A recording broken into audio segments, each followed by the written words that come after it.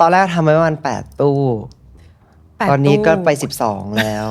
ล้วก็เอาห้องนอนเก่าไปเป็นตู้เสื้อผ้าต่ออีกหนึ่งห้องอะไรอย่างเงี้ยทางฟลอร์ยังไกลยังก็คือทางฟลอร์แล้วตอนนี้แล้วก็โซฟาที่เราคิดว่าเอ้ย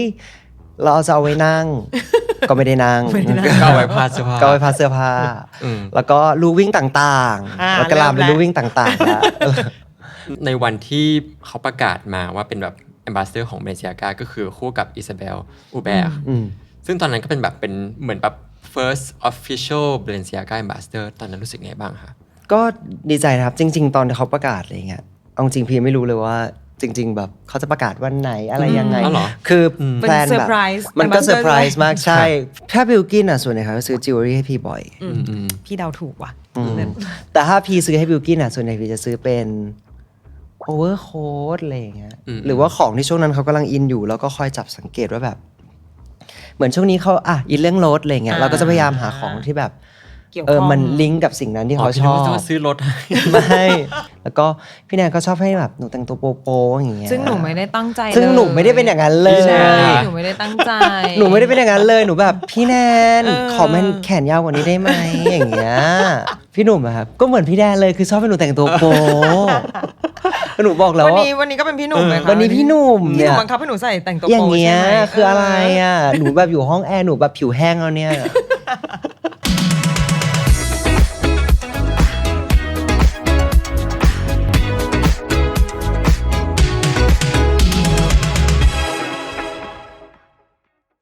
สวัสดีค่ะยินดีต้อนรับทุกคนเข้าสู่รายการ Seven Things We Love About นะคะกับฝนภัทรรินและเริ่มต้นค่ะวันนี้เราจะมาคุยกับใครนะคะเรารู้สึกว่าวันนี้เ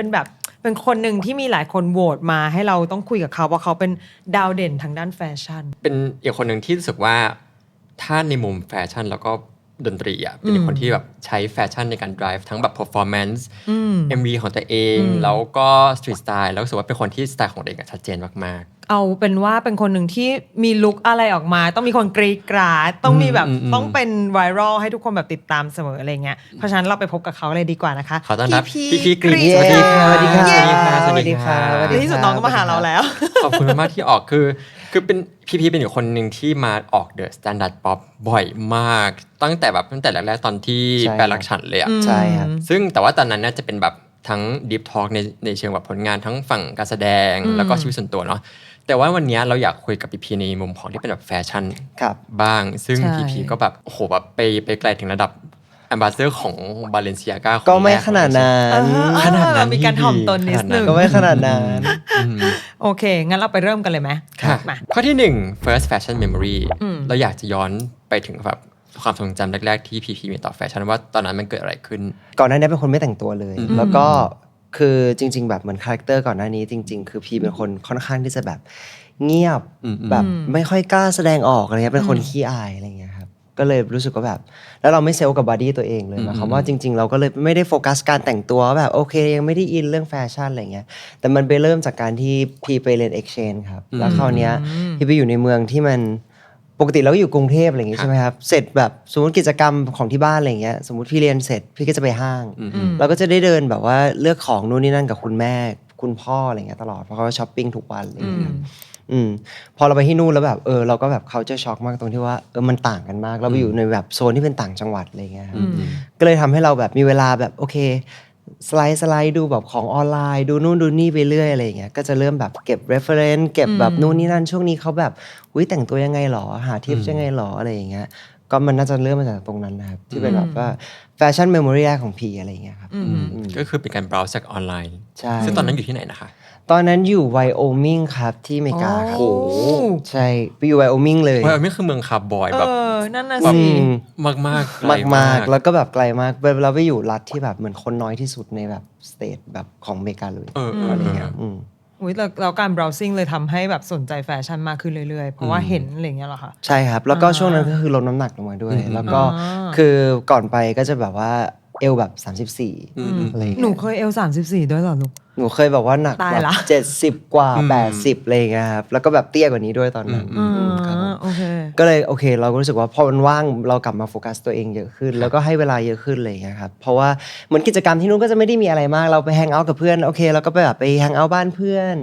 ไปนู่นไปนี่อะไรอย่างเงี้ยมันก็มีเวลาให้กับตัวเองเยอะขึ้นด้วยอะไรอย่างเงี้ย แล้วการที่เราไปแบบ expose แฟชั่นในฝั่งอเมริกาตอนที่เราแบบตอนที่เป็นยังเป็นเด็กอยู่อะได้ไปเห็นได้ไปเจออะไรบ้างในแบบในมุมของแบบฝั่งอเมริกา ก็จะเป็นแบบว่าความสตรีทมากกว่าหรือว่าจริงๆแบบเหมือนฝั่งอเมริกาแบบความวินเทจอะไรอย่างเงี้ยที่เราได้มาแล้วก็เราอยู่ในรัฐที่มันดูเป็นคาวบอยมากๆด้วยพี่ว่าตรงนั้นด้วยครับที่แบบเหมือนเราก็ได้มา นิดๆ ใช่เพราะว่าคนแต่งตัวไปเรียนคือบางคนก็คือแบบปึ๊บมาเต็ม เป็น นู่น คัด นี่ใช่อะไรอย่างเงี้ยครับ อ๋อมาจากแรนช์จริง ถ้าอย่างนั้นมีพีซชิ้นแรกมาที่รู้สึกว่าแบบฉันซื้อมาแล้ว รู้จัก ฉัน ที่นู่ นี่ น แหละ อะไรอย่าง ฉัน เงี้ย สตาร์ทแล้วฉันเป็นคนแฟชั่นละ ไม่รู้ว่าแบบสตาร์ทว่าดูเป็นคนแฟชั่นไหมแต่จริงๆแบบเหมือนชิ้นที่ซื้อที่นู่นน่าจะเป็นแบบชิ้นแรกๆเลยน่าจะเป็นแบบกางเกงยีนอะไรอย่างเงี้ยคือช่วงนั้นแบบมันจะมีแบบว่าทุกๆคนก็ต้องฮิตใส่ยีนแบบยี่ห้อหนึ่ง ค่ะ อะไรอย่างเงี้ยครับกับบูทอย่างเงี้ย ใช่ บูทและยีนอะไรเงี้ยก็คือเหมือนเป็นชิ้นแรกๆที่แบบเราซื้อใส่แล้วเรารู้สึกว่าแบบเราชอบนะ โอเค เป็น ครับ จุดเริ่มต้นที่แต่งตัวเต็มเหมือนกันนะบูทแล้วยินแล้ว ครับผม บูทแล้วยินเลย ไปต่อกันที่ข้อ 2 ค่ะ กับแฟชั่นหรือสไตล์ไอคอน ครับ มีใครที่ชอบติดตามแล้วแบบเราจะเป็นแบบนั้นไหม คือเราอาจจะเป็นแบบนั้นไม่ได้ แต่ว่าเราจะเป็นแบบนั้นไม่ได้ แต่ว่าเราก็ชอบนะครับหมายความว่าทุกๆครั้งที่แบบริฮาน่าอย่างเงี้ยคือพี่รู้สึกว่าสไตล์เขาหลากหลายมาก แล้วก็แต่ละลุคคือมันให้ความรู้สึกแบบไม่ซ้ำกันเลยอะไรเงี้ยเวทีหนึ่งลุคหนึ่งแบบสมมติ Victoria's Secret อย่างเงี้ยครับก็จะเป็นอีกลุคหนึ่งสมมติเขาไปกินข้าวดินเนอร์ลงจากรถมาปาปาราเซียถ่ายก็จะเป็นอีกลุคหนึ่งอะไรเงี้ยซูเปอร์โบว์โชว์ก็จะเป็นอีกลุคหนึ่งอะไรเงี้ยซึ่งพี่รู้สึกว่าพี่ชอบสไตล์เขามาก เขามีความ diverse ในการแต่งตัวแล้วมันสนุกถูกไหม ใช่ครับอย่างเช่นแบบนาฬิกาใส่เท้าอะไรอย่างเงี้ย เอา เอานาฬิกามาใส่เป็นคออะไรอย่างเงี้ย ใช่ รู้สึกว่ามันสนุกแล้วก็มันยังมีความแบบ มันก็ยังมีความเป็นตัวเขาอยู่อะไรอย่างเงี้ยครับ โมเมนต์ไหนที่รู้สึกว่าแบบริฮาน่าแบบที่สุดแล้วอะ โมเมนต์ไหนที่รู้สึกว่าที่สุดแล้ว คือน่าจะตั้งแต่เด็กๆเลยครับรู้สึกว่าแบบเราฟังเพลงเขาอะไรเงี้ยเราดูแฟชั่นเขาที่อยู่ในมิวสิกวิดีโอต่างๆ แล้วก็รู้สึกว่าแบบคนเนี้ยคือแบบชอบแล้วก็รู้สึกว่าการแต่งตัวเขามันแบบอธิบายไม่ถูกกันแต่มันดูแบบมันดูใช่ เพราะรู้สึกว่าเวลาตอนที่เห็นริฮาน่าคืออย่างที่พีบอกคือ แต่ละลุคคือแบบมัน unpredictable มากๆคือแบบคาดเดาไม่ออกว่าริฮาน่าจะมาในลุคไหนอย่างตอนที่ซูเปอร์โบว์แบบคนก็ไม่นึกไม่ออกว่าเขาจะใส่แบบชุดบอยเลอร์สีแดงแล้วใส่แบบเบรสเพลทสีแบบสีแดงของโรยัลเบ้อะไรอย่างเงี้ยหรือใส่นาฬิกาขึ้นแล้วอยู่ว่าตบแป้งต่ออะไรอย่างเงี้ยนั่นเป็นคนที่น่าสนใจมาก แต่พอพีพูดว่าพีชอบริฮาน่าก็รู้สึกว่าแบบพอวันนี้หันมามองพีก็รู้สึกว่าพีก็กำลังเป็นแบบนั้นสำหรับพีนะ คือหมายถึงว่าเรารู้สึกว่าทุกๆครั้งที่พีปรากฏตัวแล้วพีมีพีซบางอย่างที่ทำให้คนในวงการแฟชั่นจะรู้สึกว่าแบบเฮ้ยน้องใส่อันนี้ได้ว่ะน้องสามารถสไตลิ่งด้วยลุคแบบนี้ได้ ซึ่งเรารู้สึกว่าแบบอันนี้น่าจะเป็นความสนุกที่พีชอบด้วยปะ ก็ด้วยครับคือเหมือนทุกๆครั้งที่แบบจะไปโชว์หรือเราจะทำโชว์อะไรเงี้ยก็พยายามจะหาพีซอะไรบางอย่างเนี่ยแหละที่มันรู้สึกว่าแบบถ้าเราใส่เนี่ยเราต้องใส่กับอะไรอะไรอย่างเงี้ย แปลว่ามันมีความ unpredictable อยู่นิดๆที่มันจะสนุกขึ้น เรารู้สึกว่าในหลาย ๆ ครั้งไม่น่าแปลกที่แบบน้องออกมาแล้วน้องจะกลายเป็นลุคไวรัล อยู่เสมอ เพราะว่ามันมีความ unpredictable ที่เราอาจจะไม่ได้รู้สึกว่าแบบเสื้อตัวนี้ต้องใส่แบบนี้หรือเปล่าหรือว่า accessory มันต้องใส่กับตรงนี้หรือเปล่าอะไรเงี้ยแต่เรารู้สึกว่าพี่มีวิธีการเล่นอะไรแบบนั้นอะซึ่งมันน่าสนุกคำถามคือรู้สึกแบบนั้นหรือเปล่ารู้สึกว่าตัวเอง unpredictable ไหม ก็ไม่รู้ว่า unpredictable เปล่าแต่ว่าทุกๆครั้งที่แบบเราไปเราก็อยากจะแบบทำแบบลุคใหม่ๆตลอดอะไรเงี้ยครับเพราะรู้สึกว่าพอมันเริ่มวนแล้วคือเราก็จะมีซิลูเอทที่เราชอบแบบที่เราชอบอะไรเงี้ยแต่ว่าพอเราใส่ไปเรื่อยเราก็รู้สึกว่ามันก็เรายังอยากสนุกกับมันอะไรเงี้ยเราก็เลยพยายามหาอะไรใหม่ๆตลอดเวลาให้แบบให้ตัวเราเองสำหรับทุกๆโชว์อะไรเงี้ยครับ เพราะงั้นก็ฝากทุกคนแอบดูนะคะ เวลาน้องแต่งตัวมีอะไรที่เป็น unpredictable piece อยู่ในนั้นหรือเปล่า ไปต่อกันที่ข้อ 3 ค่ะ กับ personal investment หรือว่า shopping tips น้องช็อปเก่งแน่นอน รู้เลย ปกติเป็นคนแบบช้อปปิ้งแบบไหน ว่า คะ สิ ช้อปปิ้งเหรอครับไม่เคยช็อปเลย เราไม่ได้ซื้อ ไม่เคยซื้อเลย ไม่มีเลย ใช่คือแบบชอบมากแต่ว่าพี่ไม่เคยซื้อเลย ซื้อ ไหนสิ ช้อปปิ้งไหมช้อปปิ้งเหรอครับจริงๆเป็นคนช็อปเยอะครับ แล้วก็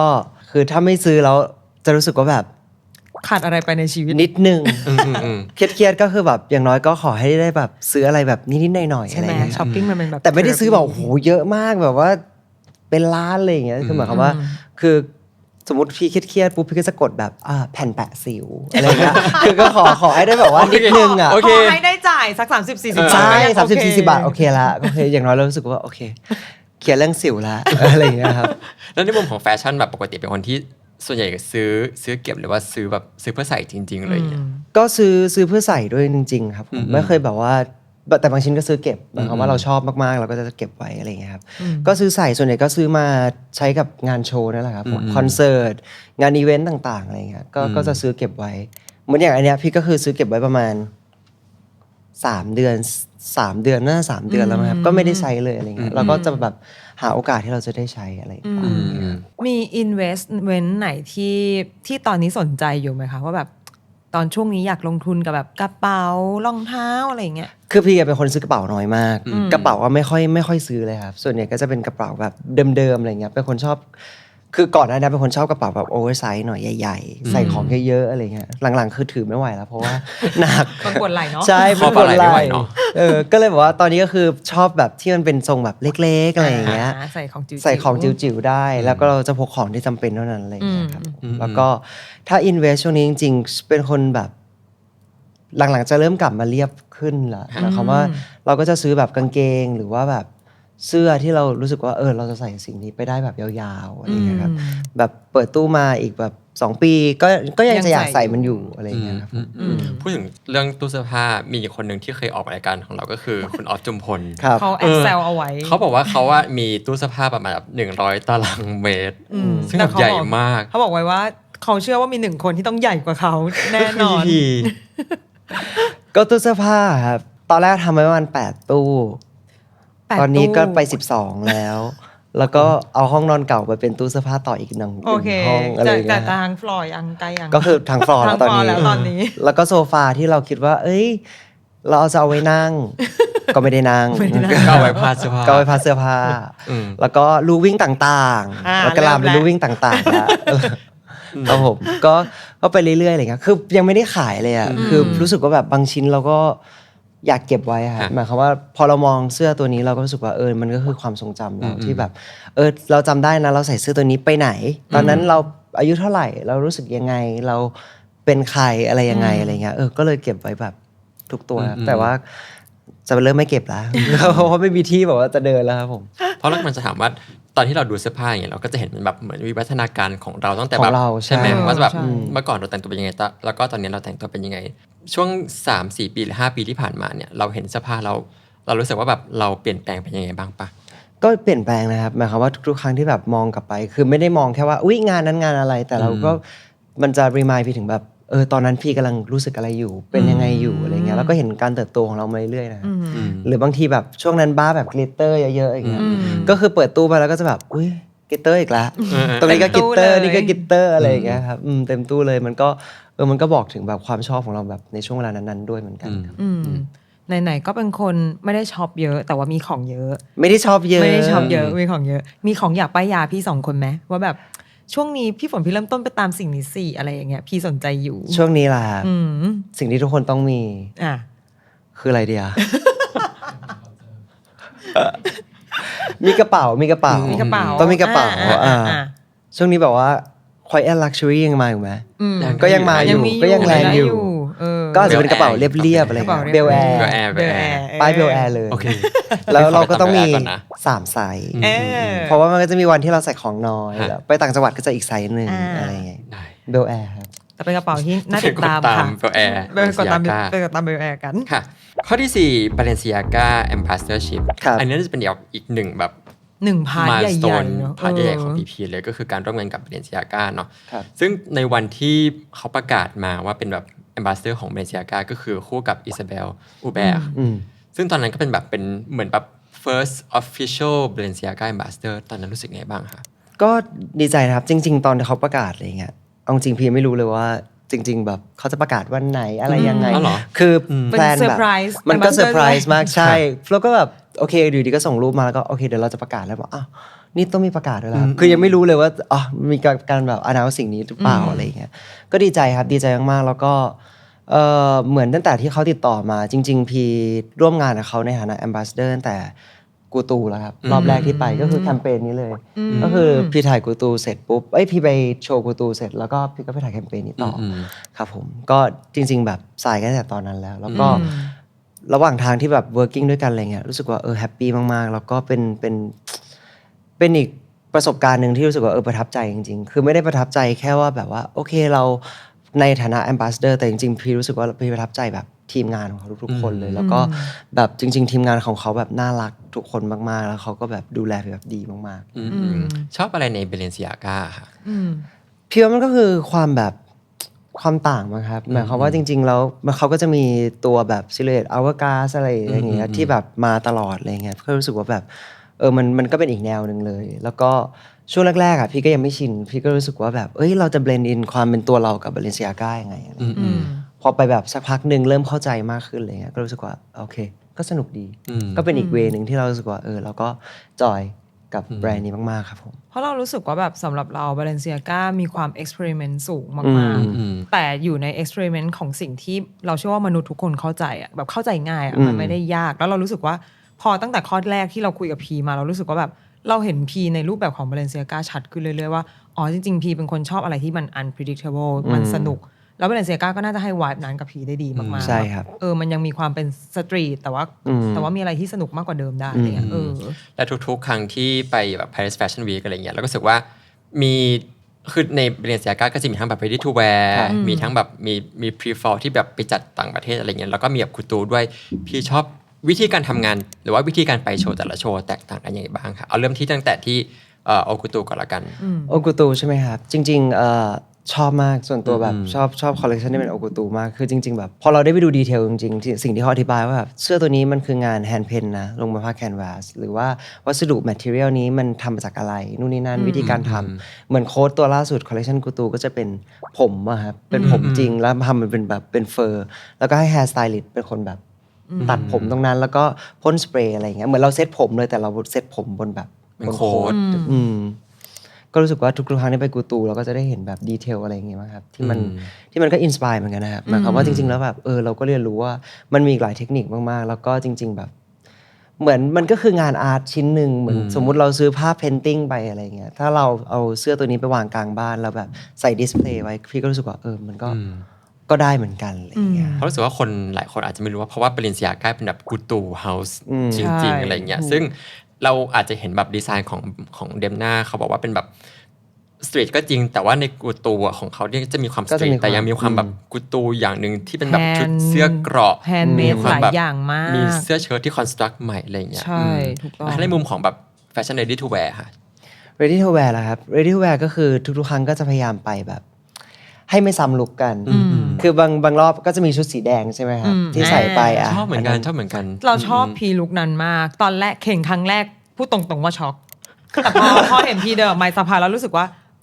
อันเนี้ยถูกต้องแล้วคือที่แบบมากแล้วเชียร์กันมากคือตอนแรกมันมี2ออปชันครับผมมันจะมีสีแดงกับสีดำซึ่งสีดำเนี่ยจะก็คล้ายๆกันก็คือสีเหลืองคล้ายกันแต่แค่เปลี่ยนสีอะไรเงี้ยแต่แดงก็เลยรู้สึกว่าแบบไหนๆแล้วไหนๆก็ไหนๆแล้วป๊อปกว่าไปแดงดีกว่าอะไรอย่างเงี้ยครับแต่นั้นลุคนั้นดีจริงค่ะแล้วพอมาที่เป็นทาง pre-fall เซี่ยงไฮ้แล้วก็ที่ไป LA ก่อนใช่ไหมคะแล้วก็ค่อยไปเซี่ยงไฮ้คือเซี่ยงไฮ้นะครับเขาติดต่อมาว่าเขาอยากได้พีร่วมเดินในโชว์นี้ด้วยแล้วก็พี่ก็เลยบอกว่าโอเคได้แต่ว่าขอดูรองเท้าก่อนได้ไหมว่ารองเท้าที่ต้องเดินคือรองเท้าอะไรคือเราก็ไม่แน่ใจอะไรอย่างเงี้ยเขาก็เลยโอเคเดี๋ยวส่งมาให้พอส่งมาตอนแรกครับที่ได้มาก็คือเป็นตัวเพรสอันนั้นเลยก็คือตกใจมากฮะแบบนี่คือรองเท้าที่จะเดินหรออะไรอย่างเงี้ยแต่ว่าโอเคพอเราฝึกกับมันหมายความว่าพี่ก็เอารองเท้ามาฝึกด้วยนะครับฝึกกับมันอะไรเงี้ยก็รู้สึกว่าก็ยังได้อยู่แต่พอของจริงก็ตื่นเต้นนะครับตื่นเต้นมากๆแล้วก็ฝนตกด้วยแล้วรองเท้าหนักประมาณ5 โลแล้วรันเวย์ยาว500 เมตรแล้วทั้งแบบหนูมันก็จะมีรอบซ้อมอะไรอย่างเงี้ยใช่ไหมเดินไปกลับก็คือแบบเหมือนเดินไป2 โลอะไรเงี้ยโหดมากอ่ะใช่แล้วมันหนักมากแล้วมันก็คือแบบแบกไปแล้วก็พอแบบเดินไปแล้วในสุดพี่ก็อย่างเงี้ยคาร์ดิโอขาเหมือนวิ่งเหมือนกันครับ ก็เป็นอีกประสบการณ์หนึ่งที่ประทับใจมากๆแล้วก็เห็นวิธีการทำงานเบื้องหลังของแฟชั่นวีคแบบเหมือนเราได้ไปอยู่เบื้องหลังจริง ๆ ที่แบบโอเคมีคนปล่อยโชว์นู่นนี่นั่นซึ่งแบบเราเห็นดีเทลจริงๆเขาจะมีคนแบบสตาฟของเขาครับตามจุดต่างๆทั่วรันเวย์เลยเป็นแบบ15คนอะไรอย่างเงี้ยแล้วเขาก็จะนับเลยว่าตึ๊บคุณช้าไป2 วิเขาจะพูดเลยจริงเหรอเพราะเขาเป๊ะมากครับคุณช้าไป2 วิตรงนี้คุณต้องหยุดโพสต์ตรงนี้เดี๋ยวกล้องจะอยู่ตรงนี้นู่นนี่นั่นคือแบบมันละเอียดมากจริงๆแล้วเขาซ้อมกันเยอะมากๆจริงเหมือนมันไม่มีแบบเหมือนมันไม่มีอะไรไม่ต้องแบบต้องซ้อมใช่ไหมครับไม่แค่เดินอะไรเงี้ยแต่จริงๆแบบมันมีแบบเอลิเมนต์ต่างๆเยอะมากที่อยู่ในโชว์นี้อะไรเงี้ยแล้วตอนที่ร่วมงานกับ Balenciaga แบบมีจุดไหนที่เรารู้สึกว่านี่คือเหมือนคือ PP ก็มีการแบบเปิดบริษัทเองคือ PP Entertainment แล้วแบบเราได้เห็นการทำงานของแบรนด์ระดับโลกที่แบบ professional มากๆเนี่ยได้เอาแบบมีการแบบมาปรับใช้ในมุมของแบบของเราเองไหมคะก็มีนะครับหมายความว่าพอเราอันอย่างโชว์ที่เซี่ยงไฮ้ไงเราไปเห็นการทำงานเบื้องหลังเขาอะไรเงี้ยคือเขาเป๊ะจริงๆหมายความว่าทุกๆอย่างคือถูกการเซตมาแล้วการเตรียมตัวการจัดงานอะไรทุกอย่างการแก้ปัญหาหน้างานด้วยเพราะอย่างหน้างานวันนั้นก็มีฝนตกแต่เขาก็เตรียมออปชันไว้เผื่อแล้วว่าโอเคเขามีร่มที่สามารถเดินเข้าไปในโชว์ได้เลยหรืออะไรอย่างเงี้ยคือแบบเรารู้สึกว่าตรงนี้มั้งครับที่แบบมันคือการเตรียมตัวก่อนการทำงานที่มันค่อนข้างเป๊ะมากๆแล้วก็โปรเฟชชั่นอลมากๆครับอีกคำถามนึงอยากถามการได้เจอเดมน่าเป็นไงบ้างคะก็ดีนะครับเดมน่าคือจริงๆเดมน่าเขากับบอยเฟรนด์ใช่ครับคือเขาน่ารักมากๆคือหลังโชว์ที่เซี่ยงไฮ้เห็นถ่ายรูปด้วยกันด้วยใช่ครับคือพี่ตื่นเต้นมากนะครับพี่ก็บอกเขาว่าแบบเหมือนพี่ก็คุยกันว่าแบบเนี่ยคือโชว์แรกของพี่เลยที่แบบเหมือนพี่เดินจริงๆแบบในการเดินแบบอะไรเงี้ยก่อนหน้านี้คือแบบนานมากๆแล้วอะไรเงี้ยพี่ก็ตื่นเต้นแบบยูมีทิปส์ไหมว่าแบบเราต้องทำยังไงอะไรเงี้ยเขาก็บอกว่าแบบก็แค่แบบปล่อยใจแบบฟรีไปเลยอะไรอย่างเงี้ยยังไงยูแบบยูออกไปยูก็ดูดีอยู่แล้วนู่นนี่นั่นแล้วเหมือนแบบเขาก็แบบเดินมาจับมือให้กำลังใจอะไรอย่างเงี้ยเดมน่าก็เดินมาแบบขอบคุณมากที่แบบร่วมเดินโชว์นี้ให้เขาอะไรอย่างเงี้ยครับแล้วเขาก็แบบเข้ามากอดเลยก็กลายเป็นว่าเหมือนเราก็สนิทกันไปเลยแล้วหลังจากนั้นทุกครั้งที่ไปปารีสอะไรเงี้ยก็นัดเจอกันอะไรเงี้ยครับอีกคนที่เราชอบก็คือบอยเฟรนด์ซึ่งแบบเป็นคนทำเพลงของของBalenciaga ใช่ว่ารอบล่าสุดก็คือเอาแบบ Give Me More มา remix ใหม่ชอบมากๆแล้วก็เดินบนโต๊ะไปเลยเลิศไปต่อกันที่ข้อ5ค่ะกับ collaboration with Bilkin ยังไงบ้างคะแบบวิธีการทำงานทุกคนเราว่าทุกคนรู้อยู่แล้วแหละว่าเวลา PP กับ Bilkin ออกงานด้วยกันน่ะก็จะมีอะไรบางอย่างที่อาจจะอยู่ใกล้ๆกันคล้ายๆกันหรือว่าแบบมีคอนเนคชันระหว่างเสื้อผ้าซึ่งกันและกันการทำงานกับ Bilkin เป็นยังไงบ้างในการแบบทำ MV เล่นคอนเสิร์ตด้วยกันอะไรเงี้ยก็ส่วนใหญ่จะบาลานซ์มากกว่าครับก็คืออย่างล่าสุดเลยที่แบบว่ามีทั้งคอนเสิร์ตคู่เพลงคู่อันนี้ก็จะแบบว่าชัดสุดๆแล้วกับการที่แบบเหมือนเราต้องมาดูเรื่องแบบเสื้อผ้าด้วยกันปกติถ้าสมมติเราไปงานอวอร์ดอะไรเงี้ยใช่ไหมครับบิลกินก็จะไปสไตล์บิลกินพี่จะไปอีกสไตล์นึงอะไรเงี้ยแต่พออันเนี้ยมันเป็นแบบสิ่งที่มันต้องทำด้วยกันอะไรเงี้ยแล้วก็คงมาหาบาลานซ์ตรงกลางกันว่าแบบเท่าไหนมันถึงจะพอดีบิลกินก็จะมีแบบที่บิลกินชอบพี่ก็จะมีแบบที่พี่ชอบอะไรเงี้ยแล้วก็ working กับสไตลิสต์เนี่ยแหละครับว่าจริงๆแล้วแบบประมาณไหนมันจะดูโอเคทั้งคู่อะไรเงี้ยแล้วก็ยังดูมีความเป็นตัวเองอยู่แอบอยากให้พี่ลอง describe บิลกินสั้นๆว่าบิลกินมีสไตล์ยังไงแล้วพี่มีสไตล์ยังไงบิลกินเหรอครับบิลกินจะเป็นแบบนิ่งๆเขาก็จะแบบนิ่งๆเขาจะมีความนิ่งมีความแบบว่าไม่หวือหวาอะไรเยอะแยะอะไรเงี้ยครับก็จะมีความเรียบเท่าที่เรามองนะคือพีจะเป็นแบบเติมสีสันแล้วก็ของบิลกินจะเป็นแบบนิ่งเป็นโมโนโทนมากกว่าแบบนิ่งๆมากกว่าแต่พอมาเจอกันรู้สึกว่ามีความแบบบาลานซ์ให้อาจจะเติมบางอย่างขึ้นมานิดนึงให้สนุกขึ้นอะไรอย่างเงี้ยแล้วมีทั้งสองคนมีไอเทมอะไรที่ชอบคล้ายๆกันไหมครับแบบไม่น่าเชื่ออะไรเงี้ยน่าจะนาฬิกาหรอจริงหรอคือบิลกินเขาจะชอบแบรนด์นึงพี่ก็จะชอบอีกแบรนด์นึงอะไรเงี้ยก็เป็นความชอบที่แบบเราน่าจะตรงกันแล้วก็ทุกครั้งที่แบบมีการซื้อนาฬิกาอะไรเงี้ยเราก็จะมาแชร์กันตลอดว่าแบบได้เรือนไหนมาแบบจะเอาอันนี้ไหมอยากได้เรือนนี้ไหมอะไรเงี้ยครับอย่างตอนที่เราคุยกับออฟอย่างเงี้ยก็จะถามว่าการมีอินฟลูเอนซ์ในการแต่งตัวยังไงบ้างคู่ของแบบนอกจากนาฬิกาเนี่ยมีการแบบแชร์ในการสไตล์การแต่งตัวบ้างไหมก็มีนะครับหมายความว่าบางชุดอะไรเงี้ยที่บิลกินใส่ก็เป็นเสื้อผ้าส่วนตัวพี่ก็มีที่บางทีเราซื้อมาเราก็ลืมว่าเราซื้อมาตั้งแต่เมื่อไหร่อะไรเงี้ยพี่ไม่ได้ซื้อพี่ไม่ได้ช็อปใช่แต่พี่ไม่ได้ช็อปพี่ไม่ได้ช็อปคือก็ซื้อมาแล้วก็โอเคอยู่ในตู้แล้วก็เหมาะกับบิลกินนะอะไรเงี้ยก็ให้เขาใส่อะไรก็มีครับผมหรือบางทีเราไปช้อปปิ้งเงี้ยแล้วก็เจอบางตัวที่รู้สึกว่าอุ้ยอันนี้ก็ดูเป็นเขาดีแล้วเขาก็ชอบแบรนด์นี้มากอะไรเงี้ยก็ซื้อไปเผื่อเขาก็มี ดีมันเป็นความสนุกของการแบบมีเพื่อนแต่งตัวเหมือนตอนที่เราคุยกับออฟกับออฟเลยอะเราบอกว่าการมีเพื่อนข้างๆที่แต่งตัวด้วยแม่งโคตรมันเลยอะจริงปะแล้วนี่ก็น่าจะเป็นความรู้สึกเดียวกันมันครับมันจะพาเราไป พาเราออกนอกลู่นอกทางในการช้อปปิ้งเสมอมีอะไรไหมที่พีพีมักจะซื้อให้บิลกินหรือบิลกินมักจะซื้อให้พีพีถ้าบิลกินอ่ะส่วนใหญ่เขาซื้อจิวเวลรี่ให้พี่บ่อยพี่เดาถูกว่ะแต่ถ้าพี่ซื้อให้บิลกินอ่ะส่วนใหญ่พี่จะซื้อเป็นโอเวอร์โค้ทอะไรอย่างเงี้ยหรือว่าของที่ช่วงนั้นเขากำลังอินอยู่แล้วก็คอยจับสังเกตว่าแบบเหมือนช่วงนี้เขาอินเรื่องรถอะไรเงี้ยเราก็จะพยายามหาของที่แบบมันลิงก์กับสิ่งนั้นที่เขาชอบจะซื้อรถไม่โหดมากนะพี่ก็เลยคิดว่าพี่จะซื้อรถให้พี่ก็เลยแบบหาของที่แบบพยายามแบบลิงก์เกี่ยวข้องแล้วเขาพูดพอดีแบบมีช่วงนึงเขาพูดเขาอยากได้กระเป๋าเดินทางอะไรเงี้ยเราก็เลยจะไปหามาแบบกระเป๋าเดินทางที่ลิงก์กับรถที่เขาชอบได้มีอะไรบ้างโอเคเป็นคนใส่ใจในดีเทลก็จะเป็นอะไรอย่างเงี้ยโอเคไปต่อกันที่ข้อ6ค่ะ Fashion on stage อันนี้ก็จะเป็นอีกหนึ่งเราได้เห็นสไตล์การแต่งตัวของพีพีชัดเจนขึ้นคือตอนที่ขึ้นเวทีเนาะซึ่งแบบสิ่งหนึ่งที่เราสนุกกับการดูแฟชั่นของพีพีคือบางทีเลือกแบรนด์ที่คนไทยอาจจะไม่ได้รู้จักเยอะมากอะไรอย่างเงี้ยมาขึ้นสเตจอย่างแบบมีอันล่าสุดที่เราชอบก็คือลูดวิกเดอแซงซักแนงเป็นแบบคอลเลคชันที่เขาไปโชว์ที่นิวยอร์กเป็นแบบลูดวิกเดอแซงซักแนงข้างในก็เป็นแบบดิออนลีอะไรอย่างเงี้ยการทำงานในฝั่งของการขึ้นเวทีมีความสนุกยังไงบ้างสำหรับพีพีหรือว่าแบบมีกระบวนการคิดยังไงบ้างกว่าจะออกมาเป็นแต่ละชุดคือจริงๆบางทีแบบ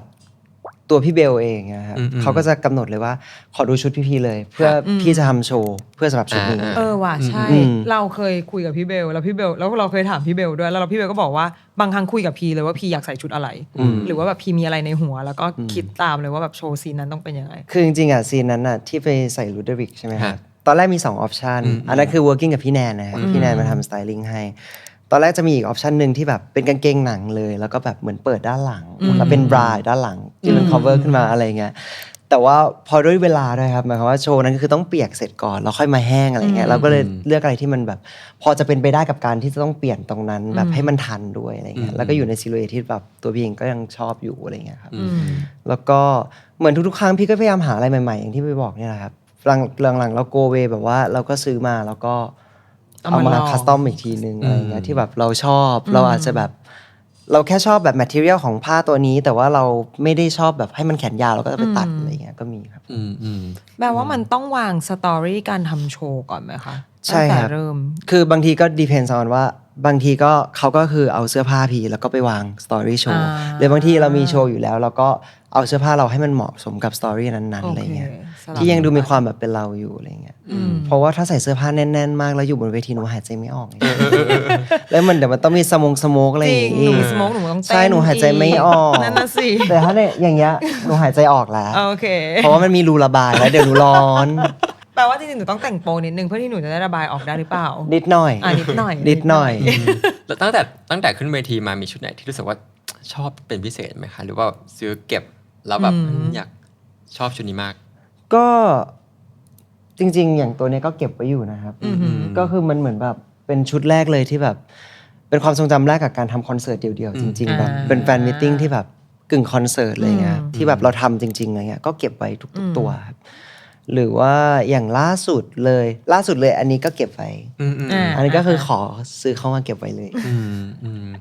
เป็นลุคที่ทุกคนชอบบู๊หวาแล้วรู้สึกว่าคือแฟชั่นสำหรับออนสเตจเนี่ยมันจะแตกต่างระหว่างแบบแฟชั่นชีวิตประจำวันทั่วไปมันส่งเรื่องการแสดงของเรายังไงบ้างคะในมุมของการเป็นศิลปินจริงๆมันคือความมั่นใจมากกว่าครับหมายความว่าถ้าเราใส่ชุดนี้เรารู้สึกว่าแบบสวยพี่ก็รู้สึกว่าพี่สามารถทำแบบพรีเซนต์สิ่งนั้นออกได้แบบออกไปได้ดีขึ้นแล้วก็เหมือนมันก็ช่วยบิวอินเนอร์จริงๆเราด้วยอะไรอย่างเงี้ยครับแล้วอย่างชุดที่ทุกคนเห็นอะไรเงี้ยคือพี่พยายามให้อย่างชุดออนสเตจก็จะมีความรัดรูปอะไรอย่างเงี้ยหน่อยเพราะว่าจริงๆแล้วเราเป็นคนตัวเล็กด้วยแล้วหมายความว่าพอสเตจมันแบบ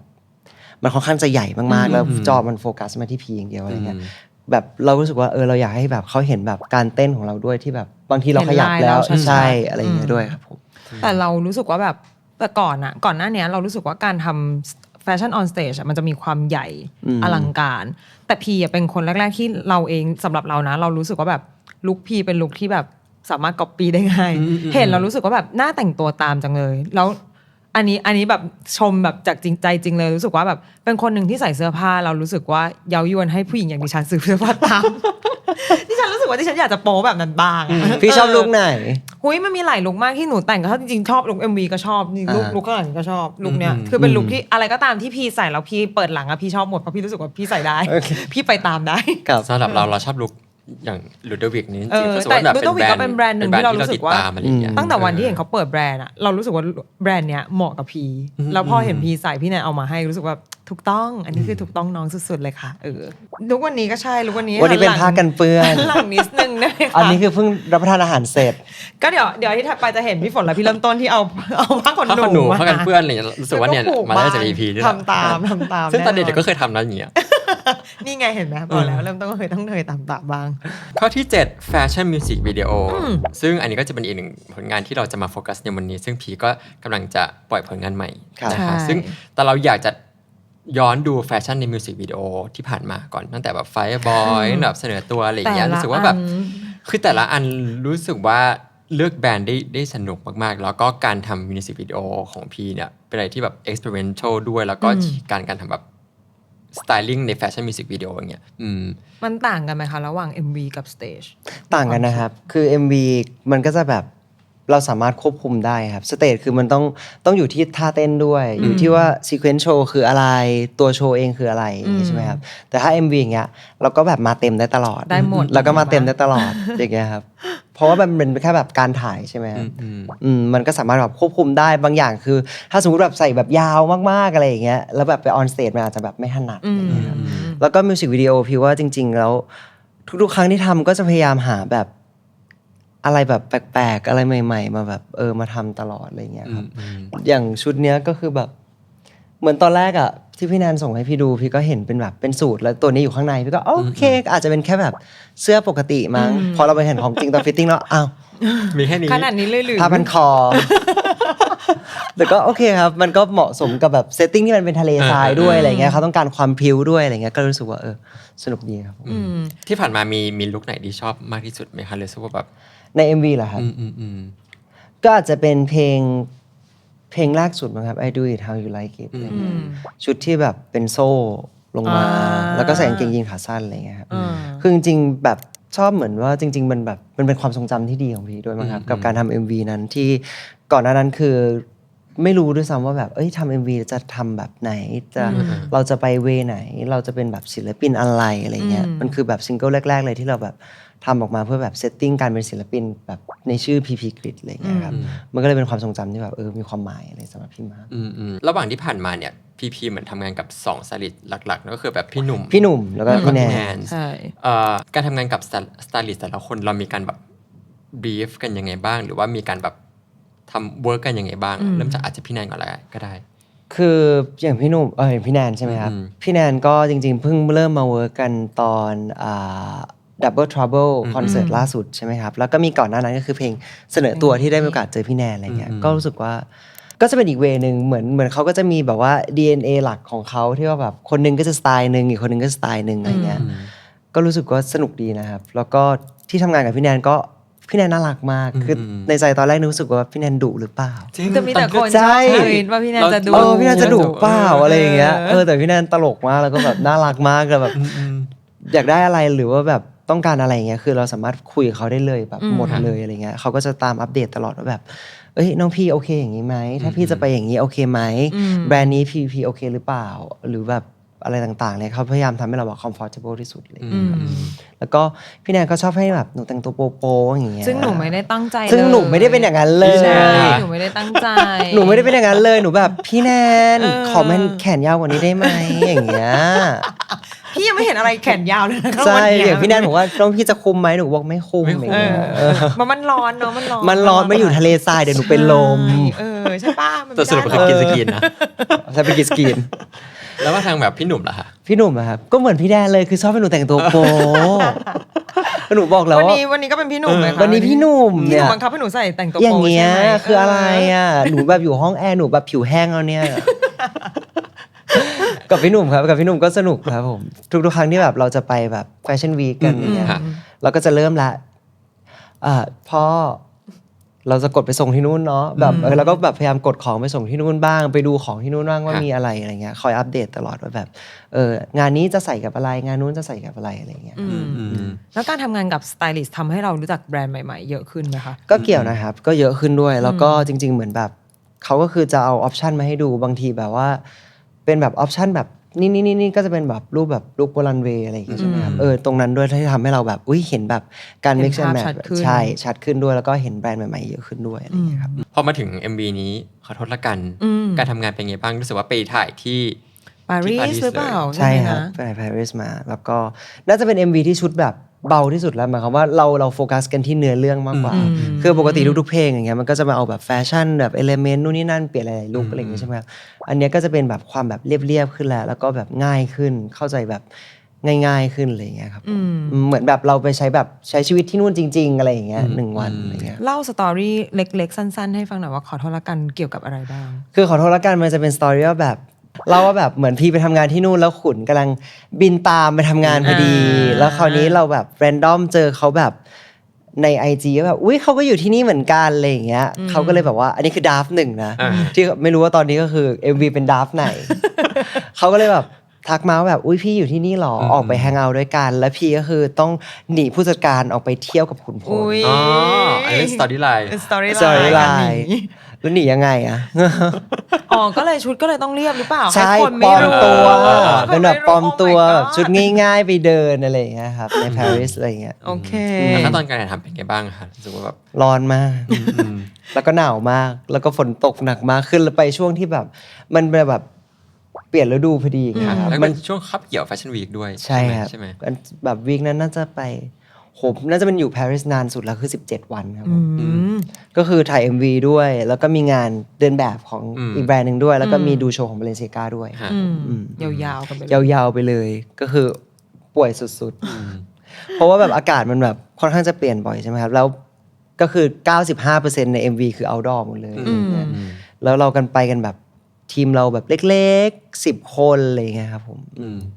แล้วในครั้งนี้ MV นี้เพลงนี้ใครเป็นคนแต่งให้คะพี่ทอยครับผมได้เดอะทอยมาแต่งให้กลับมาทำงานด้วยกันอีกครั้งนึงใช่หลังจาก Fireboy โอเคพอถึงจุดนี้รู้สึกว่าเราได้ทำความรู้จักพีตั้งแต่เป็นแบบเด็กแรกเปลี่ยนที่ไวโอมิงจนถึงตอนนี้รู้สึกว่าเป็นแบบคนที่ซึมซับทั้งแฟชั่นแล้วก็บันเทิงรู้สึกว่าตัวเอง evolve หรือว่าพัฒนาจากจุดนั้นมาถึงจุดนี้ในแบบในมุมของแฟชั่นยังไงบ้างในการแบบอยู่ในเมืองที่เป็นคาวบอยวันนี้ขึ้นมาเป็นแบบแต่งตัวไม่โป๊แต่งตัวไม่โป๊ก็ค่อนข้างจะอีโวฟมาเยอะนะจากจุดนั้นแต่ว่ามันคือความสนุกและความเอนจอยระหว่างทางมากกว่าที่พี่รู้สึกว่าสิ่งนี้มันสำคัญมากๆแล้วก็พี่ทุกๆครั้งที่พี่ได้ทำงานกับอะไรที่มันเกี่ยวกับแฟชั่นอะไรเงี้ยมันเป็นความชอบส่วนตัวด้วยมันก็เลยทำให้แบบทุกๆครั้งที่ไปทำงานพวกนี้มันทำให้เราสนุกมากขึ้นมันเอนจอยมากขึ้นมันช่วยเสริมความมั่นใจพี่มากขึ้นด้วยในทุกๆโชว์หรือว่าทุกๆชุดที่แบบเราใส่ครับแล้วจริงๆสำหรับพี่แฟชั่นคืออะไรอะคะมันคืออะไรก็ได้สำหรับพี่มองว่ามันไม่มีข้อจำกัดเลยแฟชั่นคืออะไรก็ได้ไม่มีถูกไม่มีผิดมันคือสิ่งที่เราใส่แล้วเรา comfortable กับมันเราออกไปแล้วเราจะรู้สึกว่าเราจะexpress ความเป็นตัวเองได้ออกไปแบบ 100% มันคือสิ่งที่เสริมความมั่นใจเรามากกว่าครับผมว่าวันนี้ฉันจะเป็นคนแบบไหนวันนี้ฉันจะออกไปแบบใดอะไรเงี้ยมันทำให้เราสนุกมากขึ้นกับการใช้ชีวิตครับผมรู้สึกว่าพี่เป็นคนที่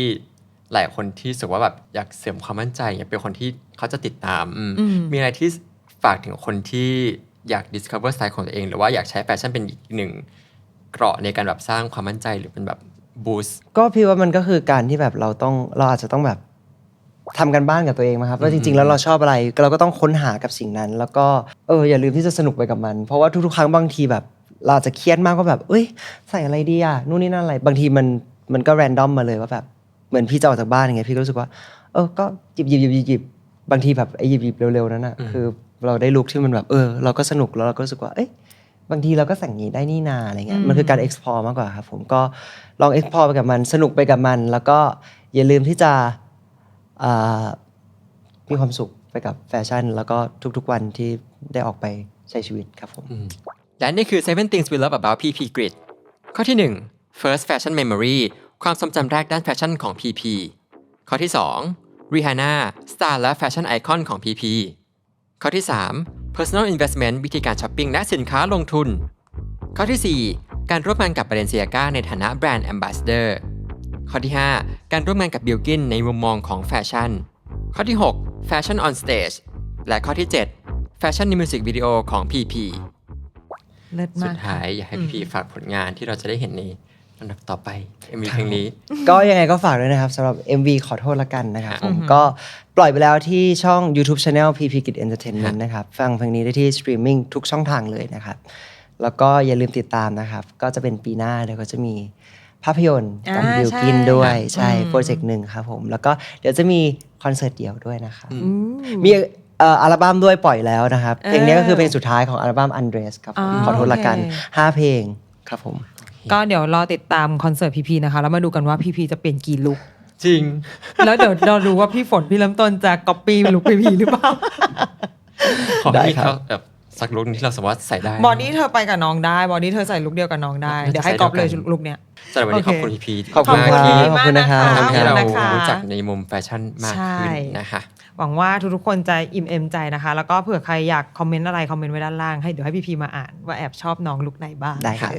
แล้วก็ยังไงฝากติดตามนะคะ The Standard Pop ทุกช่องทางนะคะกดไลค์กด subscribe กดอะไรก็ได้อยากกดอะไรให้เราก็กดนะคะ แล้วก็ฝากเรตติ้งเราด้วยนะคะใน Spotify หรือว่าใน podcast แพลตฟอร์มต่างๆนะคะอย่าลืมกดกันนะคะสำหรับวันนี้ไปแล้วนะคะทุกคน สวัสดีครับ สวัสดีครับ ไปฟังเพลงน้องกันด้วยนะ